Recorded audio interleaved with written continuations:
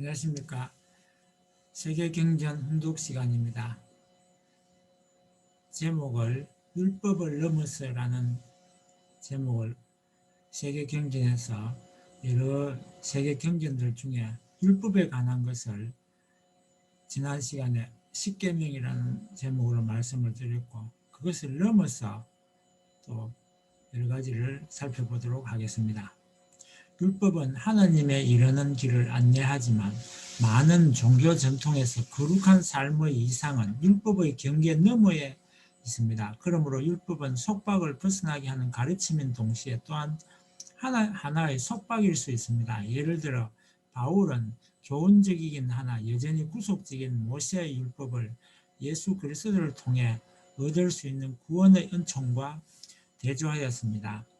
율법의 명령을 수행하는 것만으로 구원을 얻을 수 없습니다. 그것은 여전히 선과 악의 끊임없는 갈등 속에 빠져든 인간의 마음의 가장 깊은 내면을 자각하지 않기 때문입니다.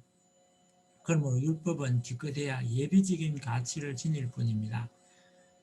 더욱이 세속적인 규율들이 오용되거나 남용되는 상황에서 양심은 보다 높은 마음의 법을 따르도록 인도합니다. 율법 넘어야 절대자와 관련된 더 높은 차원이 있습니다. 거기에 이르러 사람들은 행하는 일에 제한이 없고 양심의 파동이 하나님의 소원과 늘 일치한다는 점을 확신합니다. 그러나 자유롭게 행한다 하여 영성의 삶이 아무 죄나 저질러도 괜찮다는 것으로 오해해서는 안 됩니다.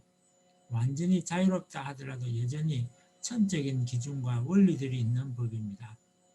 그러므로 올바르게 깨달은 사람은 그 천적 원리와 하나 되면서도 그로 인한 속박감을 느끼지 않게 됩니다. 종교 경전 내용을 읽어보겠습니다. 하나님에게서 난 사람은 누구나 죄를 짓지 않습니다. 하나님의 시가 그 사람 속에 있기 때문입니다. 그는 죄를 지을 수 없습니다.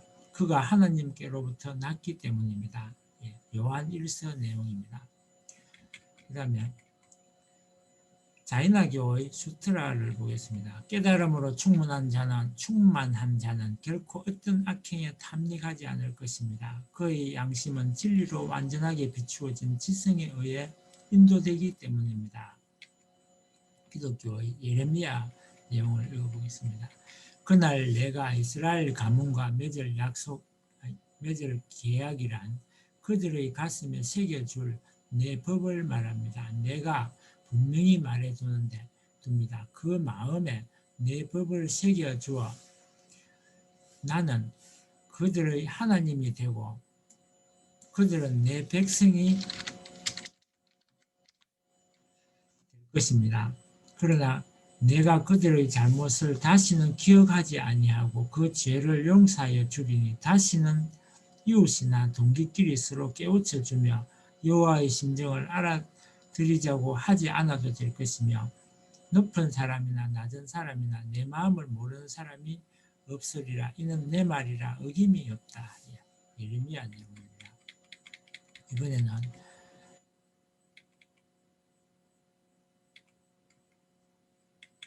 로마서 내용을 읽어보도록 하겠습니다. 로마서는 사도 바울이 쓴 것인데 우리는 율법에 있는 모든 말씀이 율법 아래 죄송합니다. 율법 아래 사는 사람에게 말한 것임을 압니다. 그것은 모든 입을 막고 온 세상을 하나님 앞에서 의롭다고 인정받을 사람은 아무도 없습니다. 율법으로는 죄를 인식할 뿐입니다. 그러나 이제는 율법과 상관없이 하나님의 의가 나타났습니다. 그것은 율법과 예언자들이 증거한 것입니다. 하나님의 의는 예수 그리스도를 믿는 믿음을 통해 모든 믿는 사람에게 옵니다. 거기에 아무 차별도 없습니다. 이전에 우리가 육신을 따라 살 때에는 율법에 따른 죄의 정욕이 우리 몸의 지체 안에서 작용해서 죽음에 이르는 열매를 맺었습니다. 그러나 지금은 우리가 우리를 얽어매던 것에서 죽어서 율법에서 벗어났습니다. 그래서 우리는 문자를 따르는 낡은 정신으로 하나님을 섬기지 않고 성령이 주시는 새 정신으로 하나님을 섬깁니다. 이상 로마서에 관한 내용이었습니다. 다음은 도덕경에 나오는 내용을 보겠습니다. 도교의 도덕경에는 상급의 덕을 지닌 사람은 덕을 의식하지 않기 때문에 덕을 지니게 됩니다. 하급의 덕을 지닌 사람은 덕을 잃지 않으려고 하기 때문에 덕이 없게 됩니다. 그러므로 도를 잃은 뒤에 덕이 드러나고 덕을 잃은 뒤에 인이 드러나고 인을 잃은 뒤에 의가 드러나고 의를 잃은 뒤에 예가 드러나는 것입니다. 대저 예란 진심과 심리가 엷어진 것으로서 혼란의 시초입니다. 그 깊은 뜻을 헤아리기 어렵습니다. 불교의 육조단경의 내용을 보겠습니다. 미혹에 사로잡힌 사람들은 때가 낀 공덕을 쌓으며 바른 길을 가지 않습니다. 그들은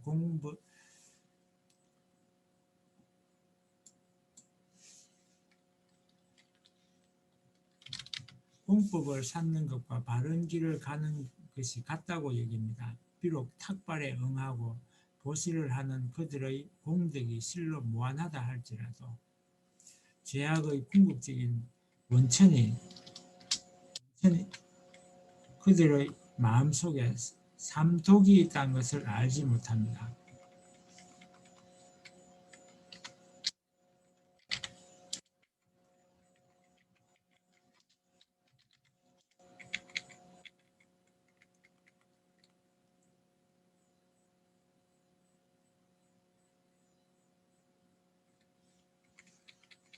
다음은 힌두교의 우파니샤드 내용을 읽어보겠습니다. 유한하고 무상한 것이 제사의 결실입니다. 그것을 지고선으로 간주하는 미혹된 자들은 생사에 사로잡혀 있습니다. 종교 제사를 지내고 자선을 행하는 것으로 생각하는 미혹된 자들은 지고선이 무엇인지 모른 채 삽니다. 그들의 선행에 대한 공덕을 천계에서 향수한 후에 그들은 필멸자들의 세계로 다시 들어갑니다.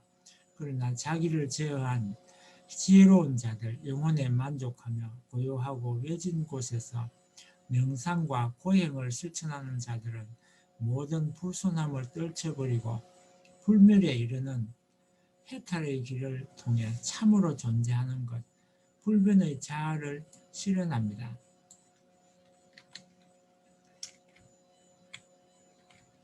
금강경을 읽어보겠습니다. 불교의 금강경을 보겠습니다. 수보리여 만일 그대가 무상 정등각이 밝아온 어떤 사람이 모든 법의 소멸이나 담멸을 인정한다는 생각을 품어야 한다면 그대는 참으로 그런 생각을 품어서는 안 됩니다. 고린도전서 내용을 읽어보겠습니다. 모든 것이 나에게 허용되어 있습니다. 그러나 모든 것이 유익한 것은 아닙니다. 모든 것이 나에게 허용되어 있습니다. 그러나 나는 아무 것에도 제재를 받지 않겠습니다. 몸은 음행을 위해 있는 것이 아니라 주님을 위해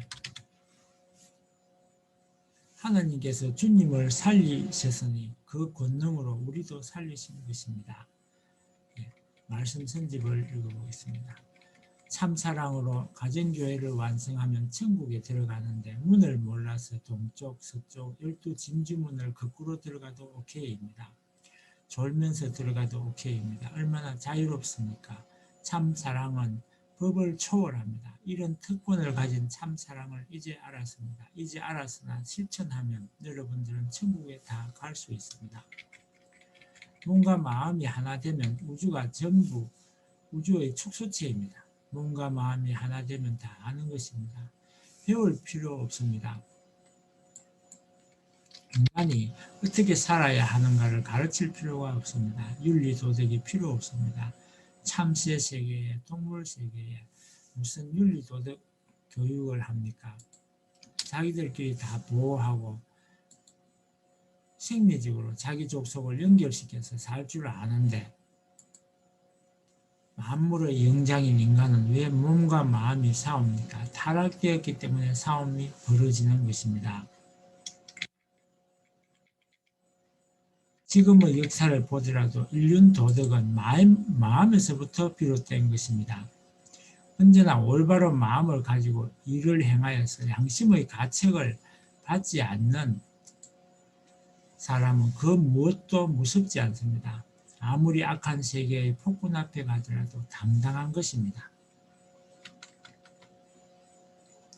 선은 이 우주가 보호하고 자유와 평화가 깃들어 있고 생명과 권세가 같이 하는 것입니다. 이를 굴복시킬 수 있는 것은 천지에 아무것도 없는 것입니다. 선하게 될 때 대통령이 무섭지 않습니다. 율법 전서가 적용된다 하더라도 관계가 없다는 것입니다. 아무리 형법이 많다 하더라도 그 법과는 하등의 관계가 없다는 것입니다. 그렇기 때문에 세상법은 양심의 기준을 통과하지 못한다는 것입니다.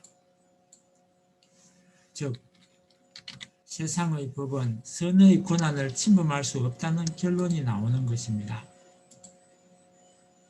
통일교회는 아무것도 갖고 있지 않지만 경계선이 있느냐 없느냐 할 때 경계선이 없다고 할지 모르지만 그렇지 않습니다. 엄연히 경계선이 있습니다. 또 그 선을 넘어가서는 안 되는, 넘어가지 말라는 그런 선이 있습니다. 그 길을 넘어가게 되면 반드시 어떤 딴 형태로 전환되든가 딴 데 속하게 되든가 하는 이러한 존재로 결정되는 것입니다.